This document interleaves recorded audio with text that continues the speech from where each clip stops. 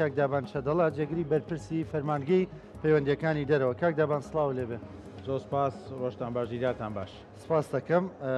بەخێراتی، سپاس بە بەشداریکردنت لەگەڵمان. کاک دابان با جارێ لە دیدارەکەەوە دەست پێ بکەین. بەسنی ئەم جۆرە دیدارانە بەتایبەت لە وڵاتێکدا عێراق کە وڵاتێکی نظام و سیستەم نییە، بوونی کەسایەتیەکان بەرکەوتنیان لەگەڵ یەک بینینیان لە نزیکەوە سڵاوکردنێک لەگەڵێکە چوندا گرنگە و ڕۆڵی دەبێت کاریگەریە بێ لەسەر پرسەکانی دیکە لەسەر بەشێک لە چارەسەری کێشەکان. بەڵێ بێگومان ئەم منبەرانە ئەم شێوە دیدارانە گرنگی خۆی هەیە بۆ لێک نزیک بوونەوەی کەسایەتیەکان، لایەنە سیاسیەکان و لایەنەکانی کە چ دۆستایەتیان هەیە و چ جیاوازیشیان هەیە. دید و بۆچون و جیاوازیان فەرقی لە حکومڕانی لە وڵاتەکەمانە، بەڵام بێگومان ناشبێت بدە چوارچێوەی ئەم شێوە دیدارانە بمێنێتەوە. لە ساڵانی ڕابردووە زۆربەی ملتەقا و فۆرم و دیدار و شت ئەنجام دراوە و بەداخشەوە ئەنجامەکانی دەستەبەر نەکراون یا ئەنجامەکانی نەگەشتونتە کەناریشی ئارامی با بڵێن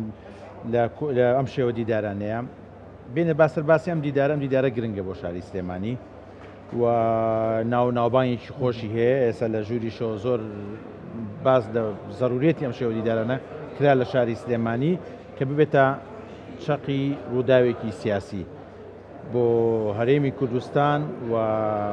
عێراقیش و ئەمڕۆژ لە ئەو لاوانی کە ئەو کەسایەتیانی کە لێرە کەسایەتی سیاسیە حیزبیانی کە لێرە بەشدارنەوە جەنابی محەممەد شیع سوودانیە، کاک نێچی لێبانە، کاک بافڵۆگو سەرۆکی حیزب، کاقوباد وەکو جێگری سەرۆکی حکوومەت، بیسومە کاک مەسوور دێت. بێگومان باشە لێرەوە پەیامەکان بگات و تۆزە شەفافانەش زیاتر قسە بکرێت لەسەر دۆخی سیاسی چ عێراق کە بەرە هەڵبژاردنە ڕۆین زۆر گرنگە بە چاومان ڕوون بێت. ئێمە چینە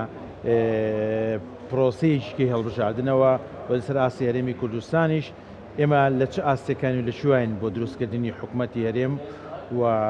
ئەو بەرنامە و ئەو دیدەی کە هەر حیزبێکی خۆی هەیەی بیخاتە ڕوو بۆ 4 ساڵی ئایندە کە ئێمە وەکو حکوومەتی هەرێمی کوردستان بەبێکەوە بژین،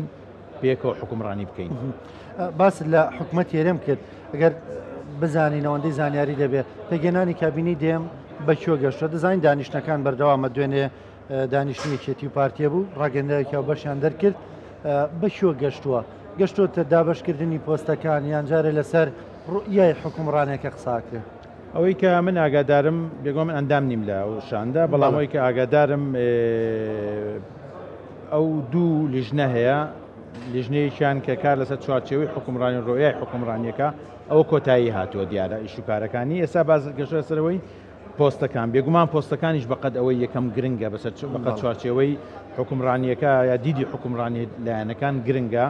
چوەکە تۆ پۆستت لا نەبێت، قەراردانت لا نەبێت، ناتوانانی ئەو بەرنامانە جێبەجێکەی کە حیزبەکەت پێدرا ئەسپێرێ یا ئەو بەڵێنانەی کە لەلایەن باڵێن کاندیدەکانتەوە یا لیستەکەتەوە لە سەردەمی بانگەشەی هەڵبژاردنە با بڵێن گفتت دابوو یا وعدت دابوو بە کۆمەڵانی خەڵکی کوردستان. بۆیە ئەوەی کە من ئاگادارم و ئاگام لێیە دوێنێ کۆبوونەوەی یەکەم کراوە، قەرارە سمێنش کۆبوونەوەی دوم یا دووس پێگەم دوایم دیدارە کۆبوونەوەی دووەم بکرێت. هێشتا لە سەرەتای باسکردنی پۆستەکانین بێگومان جیاوازی هەیە، دیدی جیاوازەیە. هەر حیزبە و چی یەکێتی نیشتیمانی کوردستان بێ یا چ پارتی دیموکراتی کوردستان بێ ئەوێت زیاترین پشکی بەرکەوێ بۆی بتوانێت بەرنامە و ئەجەندای خۆی لەم 4 ساڵی حکومڕانی لە هەرێمی کوردستان جێبەجێ بکات و ڕنگدانەوەی سیاسەتی حیزبەکەش لەناو حکوومەتە هەبێت. بۆیە پێویستە زیاتر وەختی بدەین بە بۆچوونی من 4 مانگە هەڵبژاردن بووە و وەختێکی زۆر نییە، سەری ساڵی هاتوتە ناوەوە، جەژنی هاتوتە ناوە، ڕەمەزان بووە. بۆیە پێویستە گفتوگۆی زیاتر بکرێت. ئەو وەڵانەی کە لە پێشوو کردومانە جارێککە نەیکەینەوە، یەکسەردان بنیشین و بازەوە بکەین پۆستەکان و کەسەکانی بۆ بدۆزینەوە. ئەم جارە ئەبێت پرۆسەیەکی سیاسی زۆر شەفاف بێت و یەکێتی نیشتیمانی کوردستان خەڵکی باش بنێرێ بەناو حکوومەت کە بتوانێت نوێنەرایەتی لە خواست و داخوازیەکانی دانیشتوانی خەڵکی کوردستان بکە بە دەرەجەی 1 دووش گوێ لە ئاراستی حیزبەکەی خۆی بگرێ. باشە، یعنی بە بڕۆیەوە تاخیرتر بێ پێکێنانەکەی باشترە لەوەی کە پەلەپەلی تیا بکرێ و دواتر ینی ڕویایەکی هاوبەش نەبێ بۆ حکومڕانی. بێگومان من پێم باش نییە زۆر دوا بکەوێت بەڵام ئەگەر دواش بکەوێت شتێکی زۆر ئاساییە وەکو بەڕێستانە فەرمونون باشترە ئێمە تێگەشتنێکی با بڵێن ڕەها هەبێت تێگەشتنێکی بەرفراوان هەبێت تێگەشتنێکی تەواو هەبێت لەسەر شێوەی حکومڕانی و دوای ئەوەش ئەو کاتە حکومەتێک پێک بێت ئێستا پەلەپەل بکرێ و زوو حکومەت پێک بێنێ بەس بۆ ڕایی گشتی ئەمە دوایی لەوانەیە لێکەوتی خراپی لێ بکەوێتەوە کە لێکەوتی خراپی لێکەوتەوە لەوانەیە لە ڕووی لە دەستدانی متمانە لەلایەن خەڵکی کوردستانەوە دانیشتوانی خەڵکی کوردستانەوە خراپ بێت بۆ ئێمە ئاخیرەکەی مەحکومین بەوە کە 23 کورسیمان هێناوە و ئەو 23 کورسیەش متمانەیە لەلایەن دانیشتوانی خەڵکی کوردستانەوە باڵێن دەنگمان پێدراوە و بۆ ئەوەش ئەوە ئامانەتە ئێمە بێ ئامانەتە بپارێزین چکە پارتێکی سیاسین پارتێکی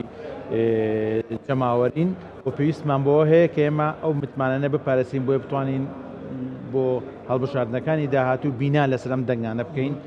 و ئەم یەکێتی کە ئێستا هەیە بتوانین بەرەو پێشتر بەرین. باشە کاک داوانوا دەردەکەوێت شکڵی کابینی دێم یەکێتی و پارتی پێگەنەری سەرەکی دەبن ئەگەر هەندێک لایەنی دیکە بیانەوێ تێدا بەشدار بن هەرچەندان دیکان هەر خۆیان ڕەفزیان کردوێتەوە کە بەشداری بکەن لە کابینەکەدا ئەوەی کە یەکێتی و پارتی پێگەنەری سەرەکی کابینەکەن بە بڕوای تۆ نقطەی قووەتە یان نقطەی ئەبێتە لاوازی بۆ کابینەکە یعنی کە دەڵێم نقطەی قووەتە زۆر جار یەکێتی گلەیەوەی دەکرد دەیوێت بۆ نمونە لە فڵان بابەتە من دەست ڕۆیشتونیم قسە ڕۆیشتونیم پارتی دموکراتی کوردستان کە گلەیەکی ڕاستە دەکرا دەیوت هێزەکانی دیکە وەکو من نایەنەژێر بەرپرسیارەتی یعنی ئەم گلەی و گازندە و ئەو هەبوو خۆ لە بەرپرسیارەتی دەرکردن بەڵام کە یەکێتی پارتی بێک و حکوومەتەکان تەشکیل کرد و لەسەر ڕۆیاکان ڕێککەوتون ئێستا ماوەیەکی زۆرە ئیتر پێدوانی ئەم گلەیانە نامێنێ و نقطەیەکی قوتە بێ بە حکوومەتەکە وە بۆ چوونی من پێش هەموو شتێک ئەجەندای حکوومەتەکە گرنگە بەرنامەی 4 ساڵەکە گرنگە ئەو ناوڕۆکەی ئەو دید و بۆچوونەی کە ئێمە لە 4 ساڵی داهاتووە پێکۆ حکومڕانیەکەین ئەوە گرنگە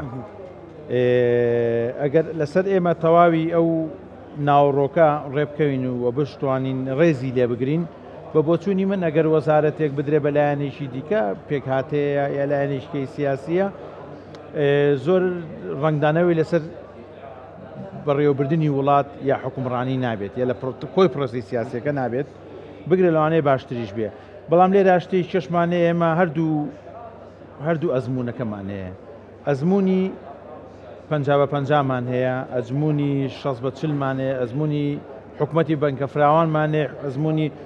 حکمی هەردوو پارتی فەرمانڕاوامان هەیە و لە کوردستانیشمانە نمانێت واقعەکەی جوغرافیای سیاسی گرنگە و ئێمەش ئەبێ جارێکە چ لە خۆمان و لە چ دەنگدەرانی لە دەنگدەرانیش بپرسین دەنگدەرانی خەڵکی کوردستان بپرسین کە ئەو متمانیان بە هەردوو لامانداوە ئێستا بێگومان پارتی دموکراتی کوردستان 39 کورسی هێناوە ئەمە 23 کورسیمان هێناوە دیارە ئەمەش گرنگە ئێمە پرسێژ لە خۆمان بکەین و لە خەڵکیش بکەین حکوومەتی بنکەفراوان ئێمەی بردوتە چه ئاستێکەوە لە شێوی حکومڕانیە ئایا بواری گوزەرانی خەڵک بواری ئابووری باری سیاسی پێکەوە ژیان پێکەوە ئیشکردن لە حکوومەتی دوو پارتیە یەکێتی و پارتی خەڵک باشتر گەشەی کردووە و خزمە گوزاری باشتر بووە یا حکوومەتی شکەی کە بنکە فراوان بووە دیارە ئەو حکوومەتی بنکە فراوانش ئەجێندای 3-4 حیزب بەریەککەوتن بەکارهێنان دژی یەکتر کە لەلایەن حیزب و پارتە بچووەکانەوە ئەمە بەبۆچوونی من تەجروبەیەکی باش نابێت و نەبووە بۆیە من توام ڕێی خۆم لەم ڕێی حیزبەکەم نییە ئێمە دەرگامان کراوەیە بۆ گفتوگۆ لەگەڵ هەموو لایەکە پارتێکی سیاسین و محکومین بەوە لەگەڵ هەموو لایەنەکان بشین و ئەو کەش و هەواش کە ئەیبینن ئێوە لە سلێمانی هاتۆتە ئاراوە و بەرجەستە کراوە ئەوەی کە لە سلێمانی هەیە ئەو ئەمە گۆڕانە نەوەی نوێیە ئەوە سەبەرەیگەل زیادی کردووە ئەوە پارتی سیاسیەکانی کە ئیسلامیەکانن دیارە سلێمانی تا ڕادێک ڕواایش کێمە جیاوازە بۆ حکومڕانی ناتوانێت کەزم محکوم کا بۆی کە پێمان ناخۆش بە لایەنەکانی کە بەشداری بکەن بەڵام ئێمە پێمان باشە ئەو ئەجێندایی لەسەری ڕێەکەوین لایەنەکانی کە بەشداری بکەن یانیکەن ڕنگدانەوەی نەبێت لەسەر ڕنگدانەوەیش خراپی نەبێت لەسەر حکومڕانیەکە و ئێمەش بە قەباری خۆمان و ئەو تیمە ئێمە کە با بڵێن دانوستانەکە لەگەڵ پارتی دیموکراتی کوردستان بۆ ئەو پۆستانە ئەوە دیارە بەرنامە و ئەجەندای ئێمابێ بۆ داهاتوو. باشە کاکدابان زۆر زار تێبینی شتێکەکەین یەکێتی نیشتمانی کوردستان لەسەر 23 کورسیە بەڵام ئاسی داواکاریەکان لە یەکێتی زیاترە لەو 23 کورسیە ینی بۆ نمونە زۆرێک لە خەڵکی کوردستان کە دەنگدەری یەکێتی نین بەڵام دەڵێن یەکێتی دەبێ ئەوە بکە یەکێتی نابێ ئەمە بکە یەکێتیە بێ ئەم بڕیارە بدا یەکێتی نابێ ئەم بڕیارە بدا ئەمە لە چیەوە سەرچاوی گرتووە زانکی خۆی بمانە نەمانەوێت هێچێتی نیشتیمانی کوردستان هێزیش کاریگەرە پارتی دیموکراتی کوردستان هێزیش کاریگەر ئەم دوو هێزە ئەم دوو پارتە سیاسی لە سەراسی کوردستان مێژووییان هەیە کە مێژویان هەیە چ لە زمانی شاخص لە حکومڕانیە ڕاستە ئەمری واقعن تەجروبەکانی کەمان بینی دێن و دەڕۆنیا ئەو هێزیان نییە گۆڕانکاری بتوانن لە پرۆسی سیاسی لە هەرێمی کوردستان بکەن بۆیە داواکاریەکان لە یەکێتی نیشتیمانی کوردستان توان بڵم داواکاریی ڕەوایە لەلایەن خەڵکەوە چکە یەکێتی زیاتر چاوەڕێ لە یەکێتی نیشتیمانی کوردستانەکە یەکێتی نیشتیمانی کوردستان هێزێکی جەماوەری کاریگەرە لەسەر ساحە و لەسەر ساحە و لە ناو پرۆسی سیاسی هەرێمی کوردستاندا بێگومان یەکێتی ئەتوانێت زۆر دید و ڕۆیای خۆی لە ناو حکوومەتە زیاتر پیادە بکات یەکێتی ئەتوانێت ڕێگە بە تاگڕەوی بگری یەکێتی نیشتیمانی کوردستان ئەتوانێت بەشداری پرۆسەیەکی با بڵێن تەندروستی سیاسی بکات بۆیە تەجروبەشمان هەیە لەگەڵ برادرانی پارتی دیموکراتی کوردستان تەجروبەی باششمان هەیە تەجروبەی شمانەیە کە خۆمان گلێ و گازندەمان لێ هەبووە ئێستا بێ هەردوو لامان لە یەکتری بپرسین لە خۆمان بپرسین بگەڕینەوە بۆ ئەو قۆناغی کە خەڵکی ئەوی کە زۆر گرنگ لە حکومڕانیە لە سیستەمی حکومڕانیە ئەبێ دانیشتوانی خەڵکی کوردستان سوودی لێوەرگرن تا مام جەلال بەڕەحمەت بێ لە ژیانە بوو زیاتر تەرکیزەکەی لەسەر خانوقوڕەکان و زیاتر تەرکیزەکەی لەسەرەوە بوو کە ئەبێ خەڵکی هەرێمی کوردستان دانیشتوانی خەڵکی کوردستان بە هەموو توێژەکانیەوە سوودبن بن لە حکومڕانی هەرێمی کوردستان بۆیە ئەو من بە شتێکی زۆر تەندروستی ئەزانم و ئەو خەڵکەش مافی خۆیەتی کە ینی داواکاری و چاوەڕوانی زیاتری لە یەکێتی نیشتیمانی کوردستان حکومەتی خەڵکە ئەوەی دەنگی پێداوە ئەوشی دەنگی پێنەداوە بێگومان خۆ ئەمە ئەوەی دەنگی پێداوە بەڵێ باوەڕی بە بەرنامەکە هەیە ئەوەی دەنگی پێنەداوە ئەبێ قەناعەتی پێ بکەین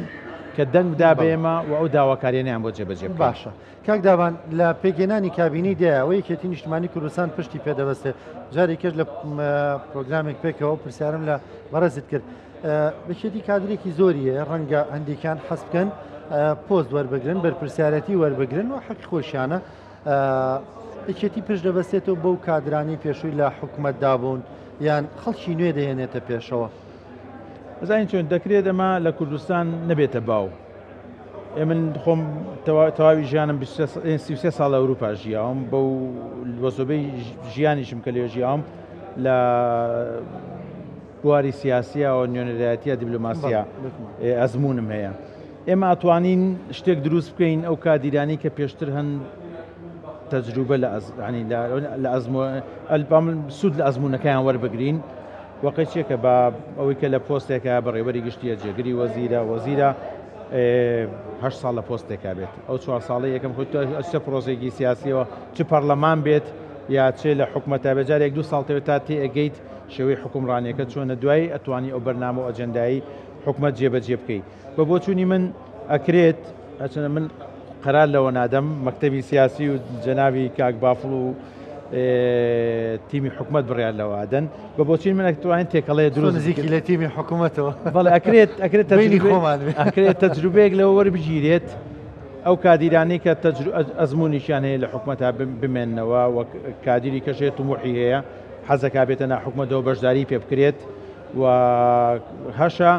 لە ناو حکوومەتە ئەزمونیشی باشێ لە حکومڕانیا بێنێتەوە بەناو حکوومەت بەناو حیزب لە حیزباخ زیاتر پەرە بەخۆی بدا و بەردەوام بێت لە خزمەتکردنی چه دانیشتوانی خەڵکی کوردستان بێ و چه حیزبەکەی خۆی بێ بەڵام ئەوڵ و ئاخیر بڕیارەکە لە کۆبوونەوەی مەکتەبی سیاسی و لای مەکتەبی سیاسی و جەنابی سەرۆک و ئەوانە بەڵام من پێم باشە لەو دەروی وڵاتی جاری وا هەیە ئەندام پەرلەمانێک بۆ 4-5 خول بۆ 16 ساڵ 15 ساڵ دایم پەرلەمانە ئەوەش نا ئەتوانین ئمە دەرفەت بدەین بە خەڵکی گەنج کادیری تازە دەبێتە پێشەوە بۆیە چه حزب چه حکومت لە یەکتری دانەبڕین ئەبێ بەیەکەوە پەرەڵێن ئاوتەریبی یەکتری ئەم سیاسەتە بەردەوام بێت. زۆر باشە کاک داوان چەند ڕۆژی ڕابردوو یاوەری کاکووە تاڵەبانی بوون سەردانێکانە بوو بۆ دەرەوە بۆ وڵاتی یۆنان بەسێکمان لەو سەردانە بۆ بکەیت گرنگی چی بوو و لەوێ چیتان کرد کێتان بینی گرنگیەکەی چی بوو؟ ئێمە سەردانی دەلفیمان کردەوە با بڵێن کۆربەندێکی ئابووری ساڵانەیە ئەمە بۆ جاری سێم ئێمە چوینە لەوێ بەشدار بووین کاقوبات وەکو جێگیری سەرۆکی حکوومەت و وەکو لێش بانگەشترا بوو وەکو پانالیستی قسەی هەبوو زۆربەی وەزیرەکانمان بینی لەوێ سەرۆکی جێگیری سەرۆکی حکوومەتمان بینی لە ئەفێناکە گەڕانەوەمانە بۆ وەزیری وزە و وەزیری گواستنەوە و وەزیری گەشت و گوزار و وەزیری کشت و کاڵ و زۆربەی وەزیرەکانمان بینی لەوێ دەرفەتێکی باش بوو پلاتفۆرمێکی باش بوو بۆ گەیاندنی بیر و بۆچوونەکانی خۆمان پێداویستەکانی خۆمان لەسەر چ ئاستەیە ماتوانین پێکەوە هەماهنگ بین و هاوکار بینی وڵاتی یۆنان تا ڕادەیەک نزیکە لێمان لە ڕێی کولتورەوە زیاتر ئێمە شتی لێک با بڵێن شتی لێک نزیبوونمان هەیە ئەوان زۆر ماوەیەکی دوور نییە لە قەیرانێکی قوڵی ئابووری هاتوونە دەرەوە زۆرمان باز لەوە کرد ئێمە چۆن نەتوانین پەرە بە ئابووریمان بدەین چۆن نەتوانین پەرە بە سێکتەری گەشت و گوزار بدەین چۆن کە ئەوان وڵاتێکن لە ئەوروپایەکن لە پێنج وڵاتە گرنگەکەی کە لەسەر ینی گەشت و گوزار داهاتێکی گەورەیە بۆ بجێ وڵات چۆن نەتوانین پەرە بە کشت و کاڵ بدەین سێکتەری کشت و کاڵ بدەین چۆن ئەتوانین پەرە بە با بڵێن حکوومەتی ئەلکترۆنی بدەین کە ئەوان لەو بوارەشە شارەزاییەکی زۆر گرنگیان هەیە بێگومان زۆر خاڵ باس کرا بە دوواداچوو نەبێت و ئەنجامی ئەم سێ ساڵی ئێمەش کە چون سەردانی کۆربەندی دێلفیمان کردووە لە مانگی پێنج لە ساڵیدا ئەم بەڵمانگی داهاتووی ئەم ساڵ هەژدەی پێنج هەمان کۆربەند لە سلێمانی دووبارە ئەبێتەوە و چەندە کەسایەتی و وەزیر و خەڵکانی بیرمەند و مفەکیر و ئەوانەمان بانگەش کردووە کە لێش بینیومانن دیارە لە دەرەوەیش لە وڵاتەکانی کەشەوە خەڵک سلێمانی بەڕێوەچێت بە سەرپەرشتی جەنابی کاقوبات و لەوێ ئەوەش ئەنجامی ئەو چەند کۆبوونەوەی کە ئێمە خۆمان تا ڕادەیەکی زۆر معجیب بوون بەو شێوەی کۆربەندە کە لە زۆربەی وڵاتانەوە خەڵک دێن لە زۆربەی بوارەکانە هەموو بوارەکان چێ کللتوریە چی ئابووریە چی بیرمەندێکی گەورەیە چی گەشت و گوزارە چ وەزیرە کەسایەتی سیاسیە دێن لێ پەیامەکانی خۆیان ئەگەێنن و تا ڕادێکی حەقیانە بۆ خۆیان یعنی دیعایی بۆ ئیشوکارەکانی خۆیان بکەن بۆ پرسیارە جواب دروزە بێ پێشنیاری کاقوبات بوو بێنێرە بەڵە پێشنیاری کاقوبات بوو پێی باش بوویمە کۆربەندێکی ئابووری وا گەورە لە سلێمانی بکەین هاوشێوەی دڵفێ ناوی دڵفیژە بێ دڵفی سلێمانیە بۆیە گەشتبینم کۆربەندێکی زۆر باشە بێت و کەسانی بیانی زۆر گەورە بەشداری تێداکەن و هیوادارم ببێتە مای خێر و خۆشی بۆم شاری ئێمە بەیوان دوا پرسیارم کاک داوان لەسەر پەیوەندیەکانی حکوومەتی هەرێمی کوردستانە ئەس پەیوەندیەکان ئێستا چۆنە لەگەڵ پلان و بەرنامەیە لەگەڵ وڵاتانی تریا کورسڵی وڵاتان بێنە هەرێمی کوردستان ئەتوانم بڵێم پەیوەندیەکانی هەرێم پەیوەندیێکی باشە ئەو شاندانی کە ڕوو لە عێراقەکەن هەمووشیان زۆربیان توانم بڵم دێنە هەرێمی کوردستان و سەفیرەکان و نێردەی وڵاتان بەردەوام لە هەرێمی کوردستان و لەگەڵ کەسایەتەکان ئێرە دانیشن لەگەڵ کەسایەتی سیاسیەکان دانیشن لە نزیکەوە چاودێری بارودۆخی سیاسی کوردستانەکەن و ئەتوانم زۆر دەوترێوەکو دەوڵەت مامەڵەمان لەگەڵدا دەکەن خۆی مشکلی نێگە ینی هەرێمی کوردستان ئەتوانین بڵین ئەزمونێکی جوانە لە چوارچێوەی عێراقا بەڵام ئەوشمان بیر نەچێت ڕاستە ئێمە لە هەرێمی کوردستان ئەگەر بێت و مقارنە بکرێت بە پارچەکانی کە عێراق هەنگاوی باشمان ناوە بەڵام شەڕی داعش زۆری زەرەر لێداین زۆر بەرەو دواوانی ڕایگرتین لە گەشەکردنی وڵات بەڵام بیریشمان نەچێت زۆربەی وڵاتانی دنیا هەم زلهێزەکان و هەم ئەو وڵاتانش کە کاریگەریانێ لەنا ئەوروپایە و باوەڕیان بە لەناو باوەڕیان بە هەرێمیکی کوردستانی بەهێز لە چوارچێوەی عێراقی بەڵێ زۆربیان ئەتوانین بڵێن بە ئینگلیزی پێڵەن وان عێراق پۆلیسی یعنی پۆلیسی ئەوانەوەیە ئەجەندای ئەوانەوەیە یەک عێراقێک بەڵام لە ناو عێراقەکەیە کوردستانێکی بەهێز هەرێمیش کوردستانی بەهێز کاک دابان شەدەڵە سپاس دەکەم سپاس بە بەشداریکردن لەگەڵمان سپاس بۆ ڕوونکردنەوە سپاس بۆم کەناڵەکەتان سپاس دەکەم